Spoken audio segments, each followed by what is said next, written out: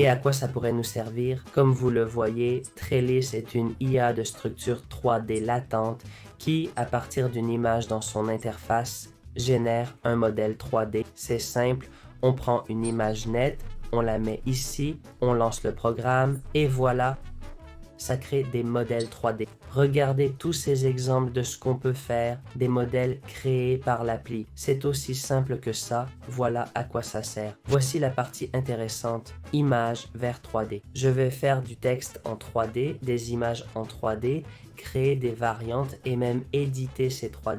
Bien sûr, certaines options sont en test, mais c'est ce qu'ils veulent réaliser. Où peut-on utiliser et trouver Trellis? Pour utiliser ce modèle, il suffit d'aller sur Tumbling Base, qui est, comme vous le voyez à l'écran, une communauté pour utiliser des modèles d'IA open source. Dans l'appli, on va dans Spaces et on cherche Trellis dans la barre de recherche. Et voilà, ça apparaît ici. On entre dans Trellis et on peut tout de suite utiliser l'interface, c'est rapide et simple. Voilà comment utiliser cette appli et en plus, c'est gratuit. Comment fonctionne l'interface Trellis?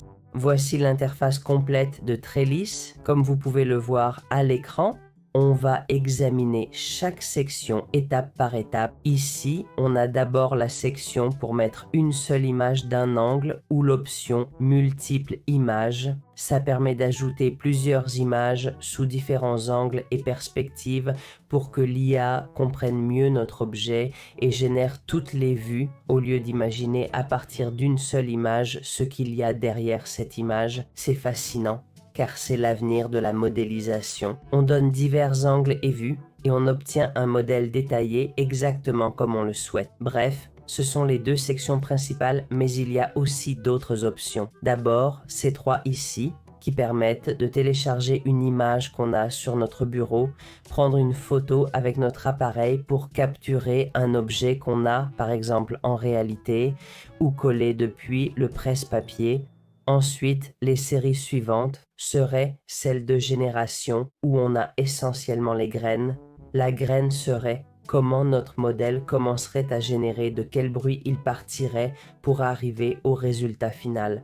Avec une graine aléatoire, chaque fois qu'on génère, ça part d'un point différent, donc le résultat varie un peu. Si on garde la même graine, ça partirait toujours du même point, donc le résultat serait très similaire à chaque fois, mais on pourrait changer la graine manuellement.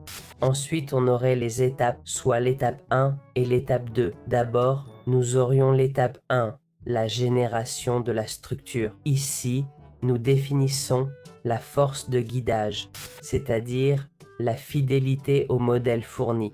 L'image donnée sert de base pour générer cette première structure et on choisit le nombre d'étapes pour y parvenir. Plus on en met, meilleure sera la qualité de la structure, mais plus long sera le processus. Plus la force de guidage est élevée, plus fidèle sera le résultat. Moins elle l'est, plus le résultat sera créatif. Ensuite, on a la structure latente, c'est similaire. La force de guidage indique la fidélité à l'image fournie. Les étapes d'amplitude définissent les pas pour cette phase.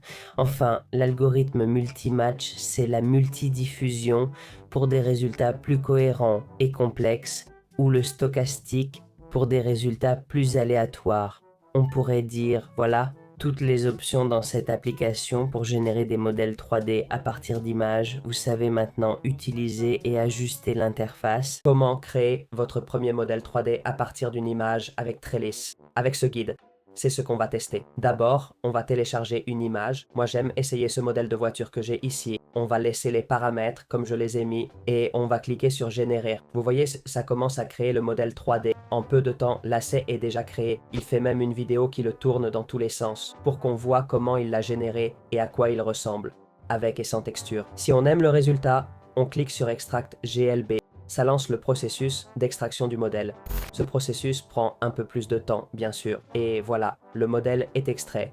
Là, on va le manipuler comme on veut, zoomer, reculer, voir le rendu final, les textures qu'il a appliquées.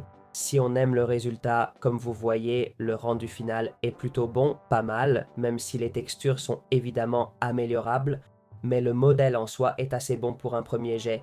Regardez aussi comme c'est fluide. Voyez, je le bouge sans lags, contrairement à d'autres logiciels. Voilà comment vous pourriez créer votre premier modèle 3D. ou débutez votre projet 3D de cette manière.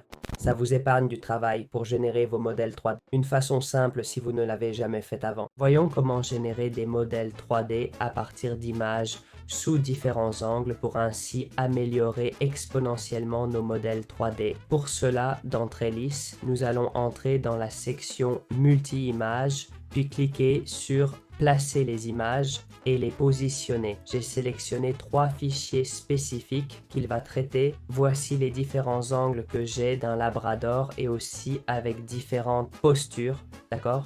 Maintenant, nous allons générer ce modèle à partir de ces 3 photos. On ajuste tout, on clique sur générer et ça commence. L'intérêt de le faire avec 3 images, c'est quoi? C'est qu'on peut être bien plus précis dans la création des modèles car on lui montre le chien sous tous les angles et voilà, il a déjà généré ce premier croquis et modèle. On aime le résultat. On va cliquer sur extraire GNB, ça va commencer le traitement et générer le modèle en GLB.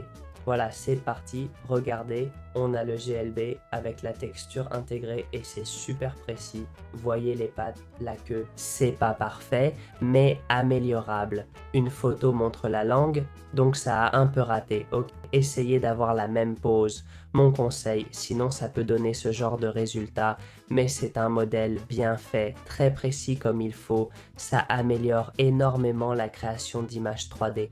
Regardez l'arrière, c'est identique à la photo.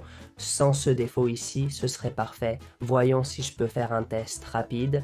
Après plusieurs essais, j'ai changé les photos et les angles. J'ai testé pour voir si ça s'améliorait. Finalement, c'est le meilleur résultat que j'ai obtenu. En fait, le début est plutôt bon aussi et peut-être même un peu meilleur. Mais on nous dit que c'est un algo expérimental qui peut aider. Si vos images sont détaillées, ça marchera mieux. Plus vous donnez de détails, meilleur sera le résultat. S'il y a peu de détails, ça pourrait moins bien marcher.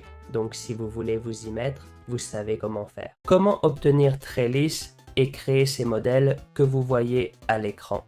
Pour cela, on va aller sur Hanging Face, ce site web, et on va dans la section Spaces. Là, on cherche Trellis et on y entre. Une fois dans Trellis, on a 2 options principales. La première, allez dans Files où vous trouverez tous les fichiers nécessaires à télécharger pour utiliser cette IA open source de génération d'objets à partir d'images. Sinon, allez dans App, cliquez sur Trellis puis sur Code. Ça vous mènera directement au dépôt GitHub nécessaire pour tout installer et avoir tous les fichiers de Trellis, pas seulement ceux dans la section Files de Hanging Face. Ainsi, vous pouvez tout télécharger sur votre ordinateur. C'est simple. Faites ça et vous aurez le programme facilement, en local.